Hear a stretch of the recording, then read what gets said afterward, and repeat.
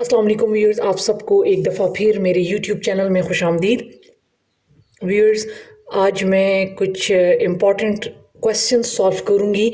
वो क्वेश्चंस जो कि सिटी पेपर जो बटाग्राम में सिटी पेपर की बजाय पीएसटी का पेपर दिया गया था, तो उस पीएसटी के पेपर में कुछ क्वेश्चंस आए हैं और वो क्वेश्चंस जो हैं 9th क्लास और फर्स्ट ईयर सेकंड ईयर की बुक से आए हुए हैं।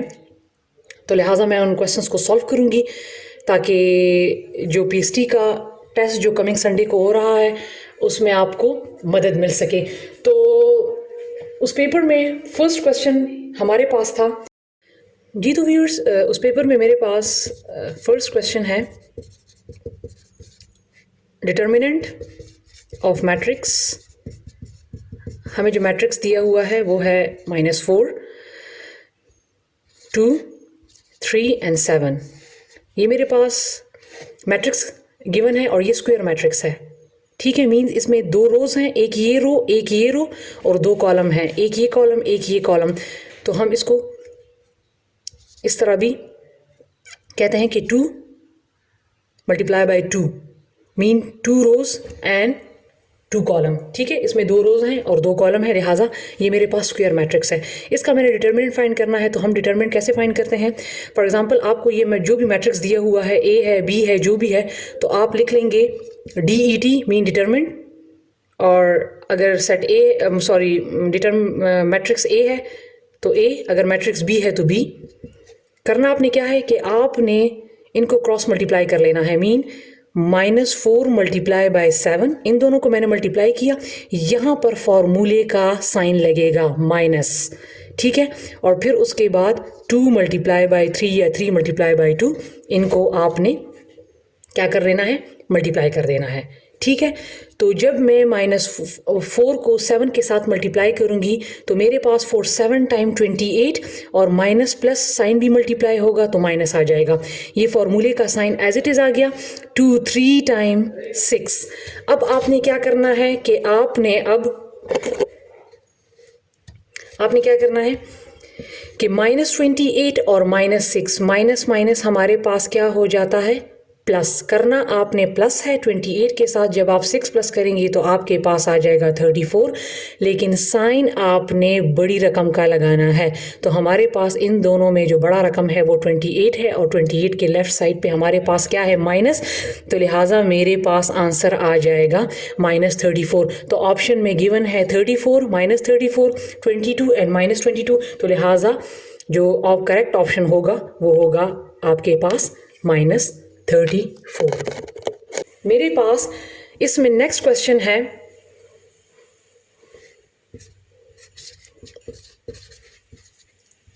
क्यूब रूट -64 का क्यूब रूट फाइंड करना है। तो आप एक बात याद रखें कि हमारे पास जब भी नंबर जो होगा, जब हम क्यूब रूट फाइंड करेंगे और जो नंबर हमारे पास नेगेटिव में होगा तो उसका आंसर भी नेगेटिव में आएगा, ठीक है। Cube root of negative number is always negative. Cube root, ठीक है, नेगेटिव नंबर का जो क्यूब रूट होगा उसका आंसर भी नेगेटिव में आएगा। तो आपने पहले क्या करना है कि 64 का आपने फैक्टराइजेशन ले लेना है, इसको फैक्टराइजेशन से सॉल्व कर लेना है। 2 3 टाइम 6, 2 2 टाइम 4, 2 1 टाइम 2, एक कैरी हो गया, 2 6 time 12, 2 8 time 16, 2 4 time 8, 2 2 time 4 and 2 1 time 2। तो मेरे पास क्या आ गया?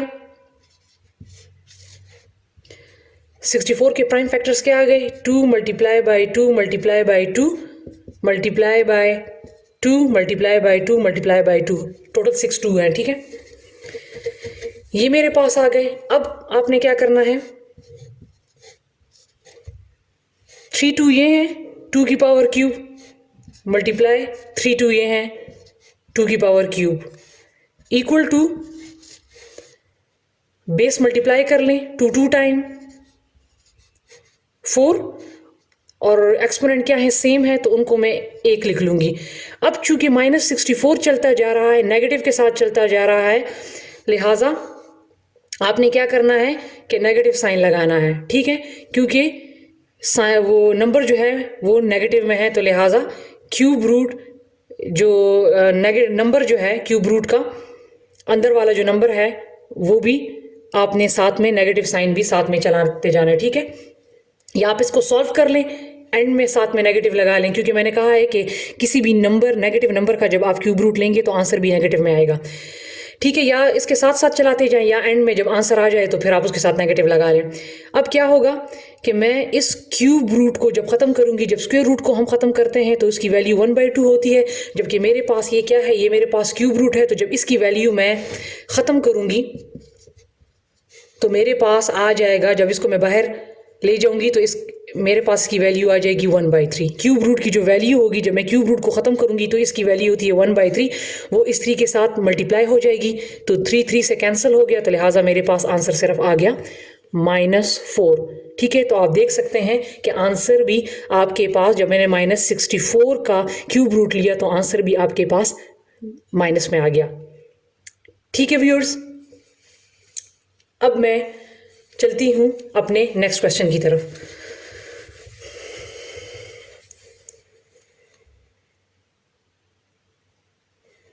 इसमें एक और क्वेश्चन था,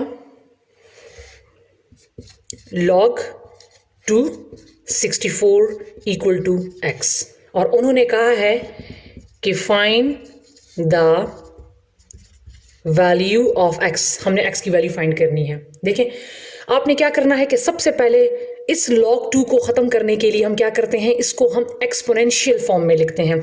जो बेस है उसको आप लिखें, जो वेरिएबल है यहाँ पर x गिवन है, y गिवन है, उसको आप यहाँ पर एक्सपोनेंट बना दें, पावर बना दें, ठीक है। और इस 64 को जो log के साथ जो नंबर होता है उसको =2 से उधर ले जाएं। पहले आपने क्या किया कि बेस लिखा, जो वेरिएबल होगा उसको एक्सपोनेंशियल फॉर्म में लिख दें और 64 को उधर ले जाएं। अब आपने क्या करना है, आपने एक चीज़ यहाँ पर इसका ध्यान रखना है कि आपके पास, मेरे पास यहाँ पर लेफ्ट साइड पे बेस क्या है 2, तो राइट साइड पर भी मैंने बेस को 2 रखना है। आपने नंबर को देखना है, अगर लेफ्ट साइड पे राइट साइड पे कोई नंबर बड़ा है, ठीक है, तो आपने क्या करना है कि आपने जो लेफ्ट साइड का बेस है वो राइट साइड पर भी रखना है। लेकिन अगर लेफ्ट साइड पे कोई नंबर बड़ा है, ठीक है, तो फिर आपने राइट साइड को उसी तरह रखना है और लेफ्ट साइड को फिर आपने सॉल्व करना है। क्वेश्चन को मैं आगे सॉल्व करती हूँ, फिर आपको समझ आ जाएगी। मेरे पास क्या है, 64 जो है वो बड़ा है, लिहाजा मैं इसको एज इट इज़ मैंने रख दिया। अब यहाँ पर क्या है, बेस क्या है 2, तो मैं यहाँ पर भी क्या रखूँगी, बेस 2 रखूँगी। जो बेस यहाँ पर होगा वो यहाँ पर होगा, ठीक है। और मैंने देखना है कि 2 को मैं कितनी मरतबा मल्टीप्लाई करूं कि मेरे पास 64 आए। तो 2 को जब आप 6 टाइम मल्टीप्लाई करेंगे तो आपके पास आ जाएगा 64। 2 को आप जब 6 टाइम मल्टीप्लाई करेंगे तो 64 आएगा, तो लिहाजा मैं 2 की पावर क्या लगा लूँगी, 6। ये हो गया। अब क्या हो जाएगा कि ये 2 इस 2 से कैंसिल हो जाएंगे, तो x की वैल्यू मेरे पास आ जाएगी 6, ठीक है। मेरे पास x की वैल्यू 6 आ गई। अब मैं एक और क्वेश्चन सॉल्व करती हूँ। अगर आपके पास लेफ्ट साइड, यहाँ पर राइट साइड 64 बड़ा था, अगर आपके पास लेफ्ट साइड बड़ा आ जाए, मीन ये साइड बड़ी आ जाए, तो फिर आपने क्या करना है, तो मैं यहाँ पर एक और क्वेश्चन भी आपको सॉल्व करके देती हूँ। फॉर एग्जाम्पल आपके पास आ जाए log 4 2 = x, तो सबसे पहले आपने क्या करना है कि जो बेस है, बेस मेरे पास क्या है 4, इसको एक्सपोनेंशियल फॉर्म में लिख दें। मीन्स ये x जो है ये ऊपर आ जाएगा, अब ये 2 जो है ये वहाँ पर चला, राइट साइड पर चला गया। अब यहाँ पर वहाँ पर क्या था, 64 राइट साइड पे बड़ा था, ठीक है, जबकि अब यहाँ पर क्या है, लेफ्ट साइड पे 4 बड़ा है। अब अगर मैं 4x को एज इट इज़ लिखूँ और यहाँ पर भी मैं बेस 4 ही लगा लूँ, तो ये तो सॉल्व नहीं होगा, क्योंकि 2 छोटा है और 4 बड़ा है। तो इस कंडीशन में आपने क्या करना है कि आपने फिर राइट साइड वाले को एज इट इज़ लिखना है और लेफ्ट साइड वाले को सॉल्व करना है कि लेफ्ट साइड वाला फिर आपके पास राइट साइड वाला आ जाए, ठीक है। अब मेरे पास राइट साइड पे क्या है 2, अब मैं लेफ्ट साइड पर भी इसको 2 बनाऊंगी, तो मैं 2 को रख लूँगी, मेरे पास 4 किस चीज़ का स्क्वायर बनता है, 2 का स्क्वायर बनता है, और x एज इट इज़ आ गया। ठीक है, अब आपने क्या करना है कि जब भी हमारे पास ब्रैकेट में एक चीज़ अंदर होती है, एक चीज़ बाहर होती है, तो उसको हम मल्टीप्लाई करते हैं। तो 2, जब 2 को x के साथ मल्टीप्लाई किया तो 2x आ गया, और राइट साइड पे 2 एज इट इज़ आ गया। ठीक है, अब क्या करना है, ये 2 इस 2 से कैंसिल हो गया, तो मेरे पास 2x इक्वल टू 1 आ गया। ठीक है, जब मैं x की वैल्यू फाइंड करूंगी तो मैं 2 के साथ, x के साथ कौन सी चीज़ मल्टीप्लाई हो रही है, 2, तो मैं यहाँ भी डिवाइड कर दूंगी, यहाँ भी डिवाइड कर दूंगी, तो 2 2 से कैंसिल हो गया, तो लिहाजा मेरे पास x की जो वैल्यू आ गई वो 1/2 आ गई। तो आपने इस चीज़ का ख्याल रखना है कि राइट और लेफ़्ट साइड पे कौन सी चीज़ बड़ी आ रही है, तो आपने फिर उसको देखना है और उसके मुताबिक फिर आपने बेस को लगाना है। ठीक है, मेरे पास पिछले वाले क्वेश्चन में 64 बड़ा था, तो लिहाजा मैंने लेफ़्ट साइड को एज इट इज़ रखा और राइट साइड को मैंने सॉल्व किया, जबकि यहाँ पर मेरे पास लेफ़्ट साइड बड़ा है, राइट साइड छोटा है, तो फिर मैंने लेफ़्ट साइड को सॉल्व किया। जो राइट साइड पे जो बेस था, नंबर था, मैंने लेफ़्ट साइड पर भी वही नंबर लाया। ये दोनों आपके पास बेस सेम आएंगे। ठीक है, तो फिर आप स्मॉलर और ग्रेटर को देखें तो उस लिहाज से आप इसको सॉल्व करें। ठीक है व्यूअर्स, ये मैंने एग्जाम्पल के तौर पर आपको सॉल्व कर दिया, क्योंकि हो सकता है अगर इस किस्म का क्वेश्चन पेपर में आ जाए तो फिर आप कंफ्यूज होंगे। अब मेरे पास एक और क्वेश्चन है कि इफ x इक्वल टू -2, अगर x की वैल्यू -2 है तो आप क्या करें, मालूम करें 3x² plus 2x minus 1 is equal to, एक क्वेश्चन इसमें ये था, इन्होंने कहा कि अगर x की वैल्यू आपके पास -2 है तो आपके पास ये जो पॉलिनोमियल है ये किसके बराबर आएगा।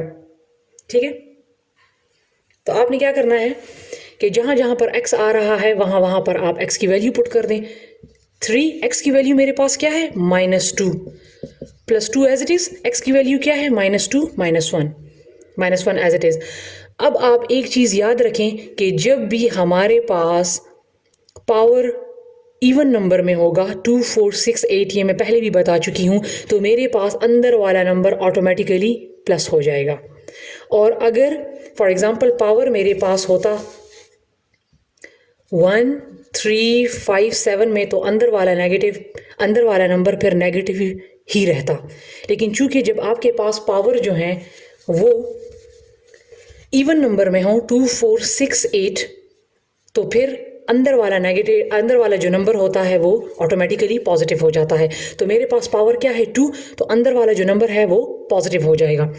तो 2 को 2 मरतबा मल्टीप्लाई करें तो आ जाएगा 4 प्लस 2 टाइम 4 -4 आ जाएगा। ठीक है, प्लस माइनस माइनस, ठीक है, ये -4 आ गया, -1।